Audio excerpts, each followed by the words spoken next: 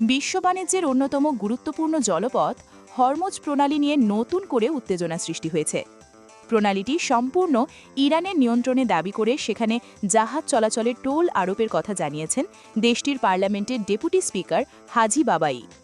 ইরানের রাষ্ট্রায়ত্ত মেহের নিউজ এজেন্সির বরাতে বিবিসি জানায়, হাজি বাবাই হরমুজ প্রণালীকে তেহরানের জন্য রেড লাইন হিসেবে উল্লেখ করেছেন। তিনি দাবি করেন এই জলপথ পুরোপুরি ইরানের নিয়ন্ত্রণে এবং এখানে চলাচলের ক্ষেত্রে ইরানি মুদ্রার রিয়ালে টোল পরিশোধ করতে হবে। বিশ্বের প্রায় 20% তেল ও তরলীকৃত প্রাকৃতিক গ্যাস এলএনজি এই প্রণালী দিয়ে পরিবাহিত হয়, যা একে বৈশ্বিক অর্থনীতির জন্য অত্যন্ত গুরুত্বপূর্ণ করে তুলেছে। এদিকে পাকিস্তানে ইরান যুক্তরাষ্ট্র বৈঠকের পর সংবাদ সম্মেলনে মার্কিন ভাইস প্রেসিডেন্ট জেডি ভ্যান্স এ বিষয়ে সরাসরি কোনো মন্তব্য করেননি। তবে কূটনৈতিক সূত্রগুলো বলছে, আলোচনায় হরমুজ প্রণালী একটি বড় অচলাবস্থার কারণ ছিল।